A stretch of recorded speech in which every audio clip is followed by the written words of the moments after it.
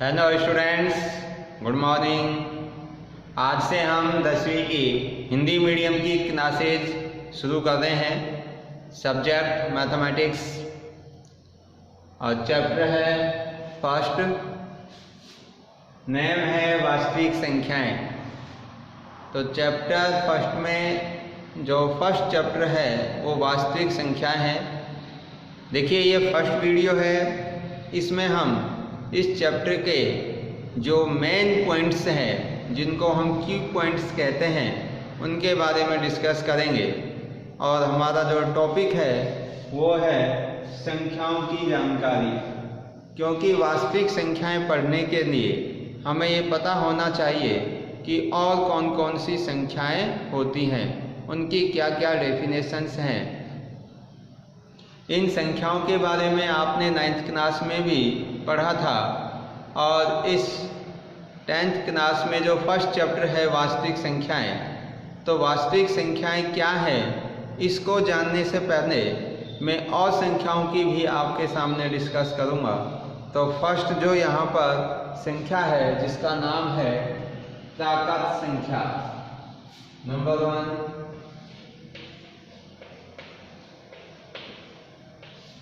प्राकृत संख्याएं। तो प्राकृत संख्याएं क्या होती हैं? इनको इंग्लिश में नेचुरल नंबर्स भी कहते हैं, और कैपिटल N से इनको हम रिप्रेजेंट करते हैं, अल्फाबेट कैपिटल N। तो क्या होती हैं प्राकृत संख्याएं? कि जो संख्याएं 1 से स्टार्ट होती हैं और इन्फिनिटी तक जाती हैं, यानी कि काउंटिंग नंबर स्टार्ट फ्रॉम 1, जो 1 से शुरू हो जाती हैं और कहाँ तक है ये? अनंत तक। इन सभी संख्याओं का जो एक समूह है, एक ग्रुप है, उसे हम प्राकृत संख्याएं कहते हैं।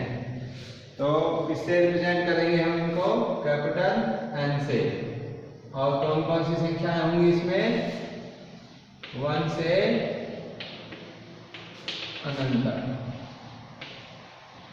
ये संख्याएं हमारी प्राकृत संख्याएं होती हैं, जिनमें 1 2 3 4 5 यानी कि काउंटिंग जो नंबर होते हैं सभी ये पॉजिटिव नंबर्स हैं।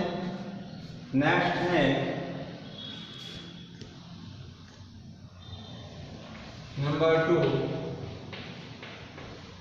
पूर्ण संख्याएं।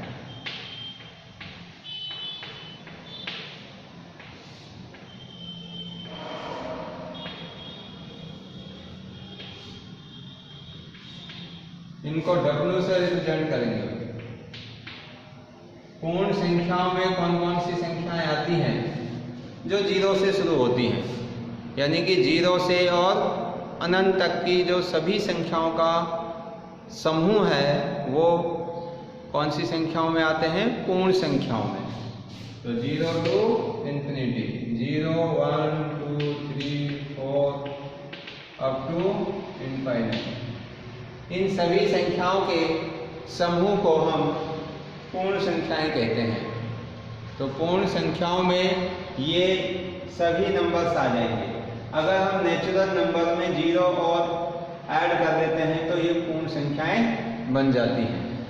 अब मैं आपसे पूछूं कि बताइए क्या सभी प्राकृत संख्याएं पूर्ण संख्याएं होती हैं? तो आप क्या कहेंगे? यस, क्योंकि सभी प्राकृत संख्याएं पूर्ण संख्याएं भी होती हैं। तो सभी प्राकृत संख्याएं 1 पूर्ण संख्या है, यस, 2 यस, 3 यस। लेकिन मैं यह कहूँ क्या सभी पूर्ण संख्याएं प्राकृत होती हैं? तो नो, क्योंकि 0 है जो प्राकृत संख्याओं में नहीं आता। थर्ड संख्या है तीसरे नंबर की पूर्णांक। पूर्णांक संख्याएं।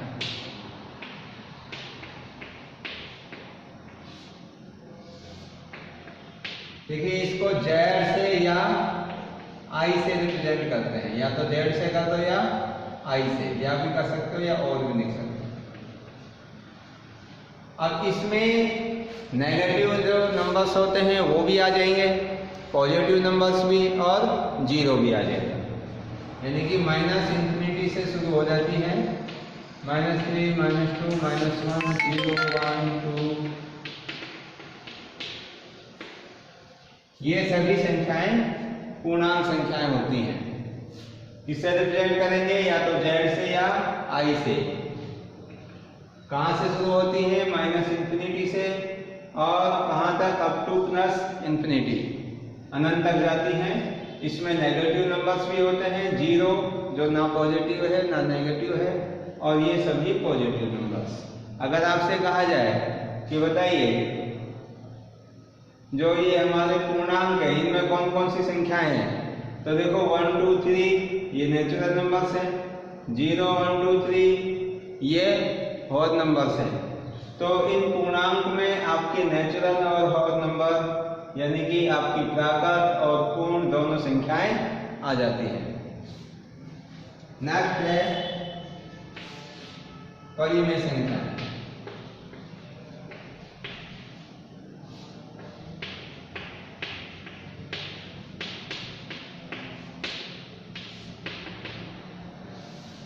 परिमेय संख्या है, इसको कैपिटल Q से रिप्रेजेंट करते हैं।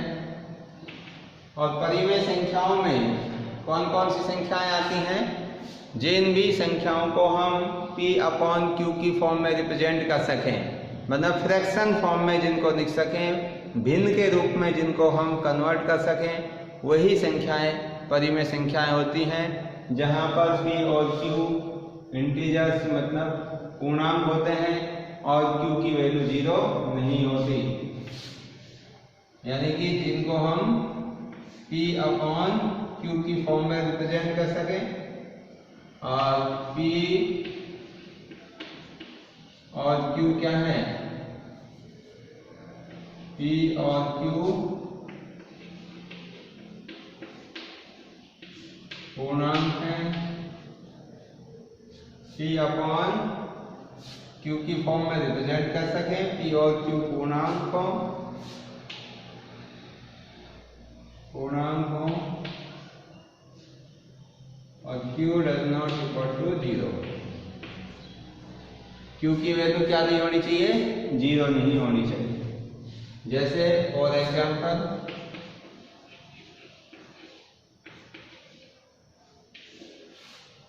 जैसा आपने लिख दिया 3/2, क्या है ये, परिमेय संख्या है। 1/3 परिमेय संख्या है। -1/3 0, क्योंकि इसको P/Q की फॉर्म में लिख सकते हैं 0/1। इसी प्रकार से -2, -5/8 ये सभी संख्याएं जो क्या है, परिमेय संख्याएं। नेक्स्ट है A परिमेय संख्या है।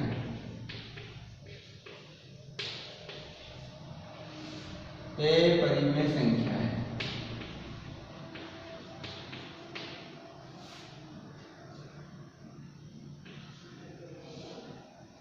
तो ये आएगा, इसको ऊपर लिख देते हैं।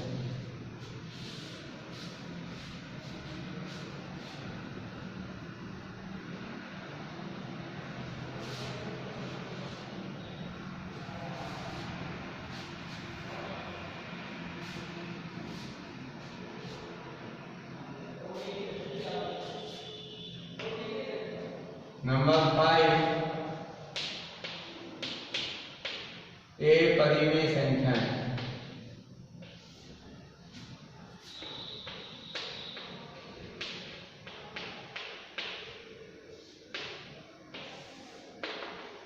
तो देखिए भाई, A परिमेय संख्याएं कौन सी होती हैं, वे सभी संख्याएं जिनको हम P/Q की फॉर्म में नहीं लिख सकते, जहां पर P और Q पूर्णांक होते हैं और Q की वैल्यू 0 नहीं होती, यानी कि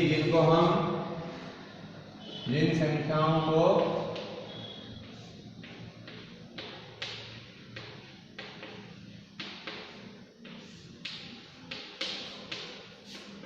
P/Q के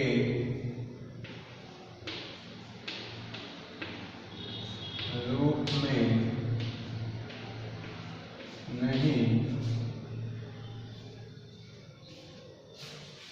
सकते।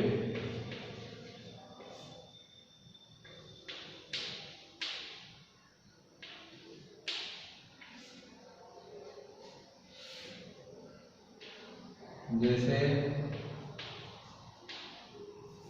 नहीं लिख सकते जहां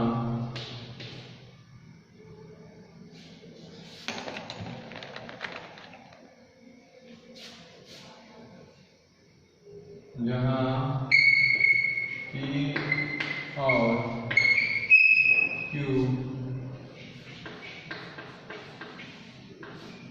पूर्णांक हो और Q does not equal to 0, यानी कि जिन संख्याओं को हम P अपॉन Q के रूप में नहीं लिख सकते, जहां P और Q पूर्णांक हो और Q की वैल्यू 0 के इक्वल ना हो। जैसे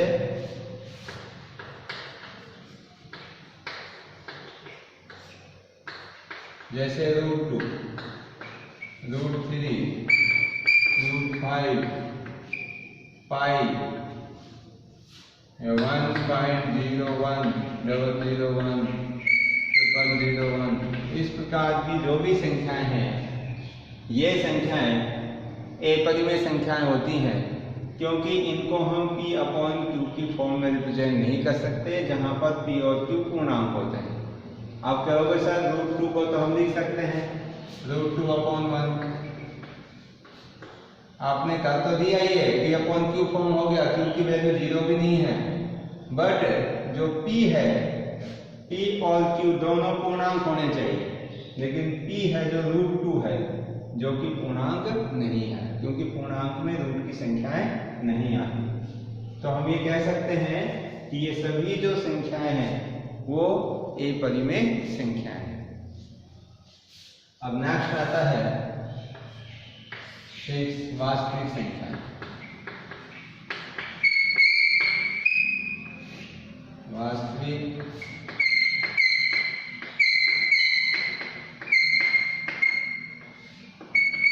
संख्याएं, देखिए वास्तविक संख्याएं कौन सी होती हैं?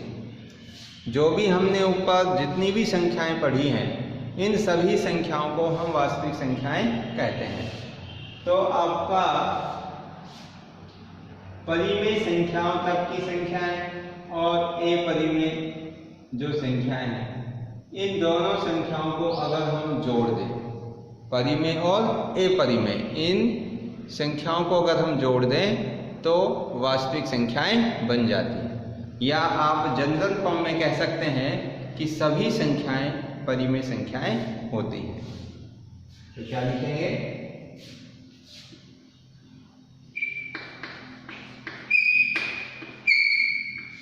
परिमेय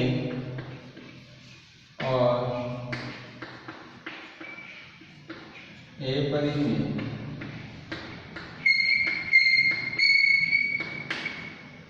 संख्याओं के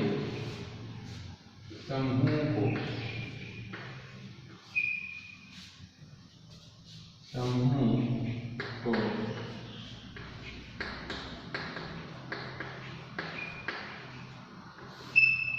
वास्तविक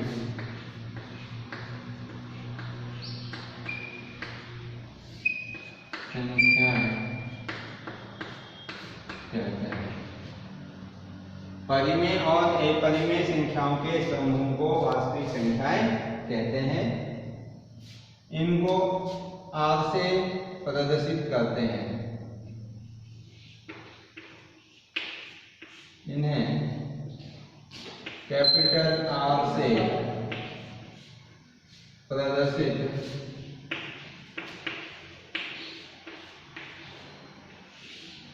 करते हैं।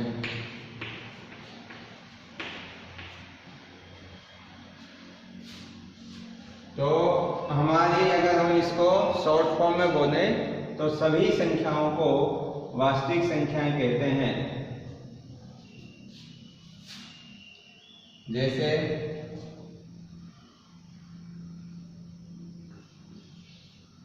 R = सभी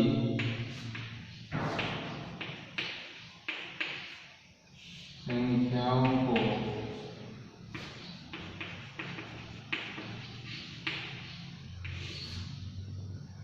और करके लिखते हैं इसको, सभी संख्याओं को वास्तविक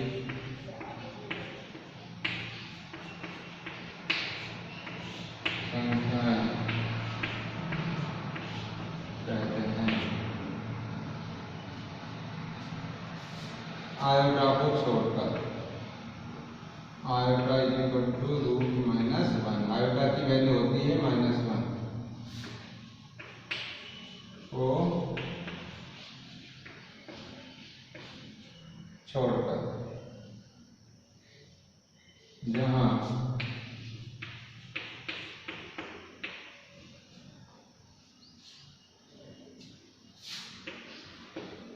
आयोटा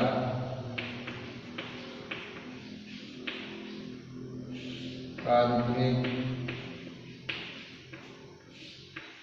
संख्या है। तो आयोटा इक्वल टू √-1 ये एक काल्पनिक संख्या है जिसको इमेजिनरी नंबर कहते हैं। अगर हम इसको छोड़ दें तो ये सभी नंबर्स हैं वो हमारे कौन से होते हैं, वास्तविक होते हैं। तो वास्तविक संख्याओं में परिमेय संख्याएं भी आ जाएंगी और परिमेय के अंदर नेचुरल भी आ जाएगा, पूर्ण भी आ जाएगा, पूर्णांक भी आ जाएंगे और बची हुई अपरिमेय संख्या। तो परिमेय और अपरिमेय संख्याओं के समूह को हम क्या कहेंगे, वास्तविक संख्याएं कहेंगे। इसको R से प्रदर्शित करते हैं। दूसरी परिभाषा, सभी संख्याओं को वास्तविक संख्याएं कहते हैं आयोटा इक्वल टू √-1 को छोड़कर, क्योंकि जो आयोटा है ये इमेजिनरी संख्या है, काल्पनिक संख्या, जिसको कि आप आगे 11th 12th में पढ़ेंगे इसकी और मोर स्टडी। तो ये मैंने अभी आज कुछ संख्याओं की जानकारी दी जिनको कि आपने 9th क्लास में भी पढ़ा होगा, और अभी हमने जो वास्तविक संख्याओं को पढ़ना था उससे रिलेटेड ये संख्याएं पढ़ी है। तो आप इन सभी संख्याओं को पढ़ना, इनको रीड करना, समझना, और अगर आपको इससे रिलेटेड कोई क्वेश्चंस हो, कोई क्वेरीज हो तो आप वॉइस मैसेज, व्हाट्सएप, यूट्यूब के माध्यम से पूछ सकते हैं। तो हम कल इससे आगे की चीज़ें चैप्टर 1 में पढ़ेंगे, तो इनको आप अंडरस्टैंड कीजिए। Thank you.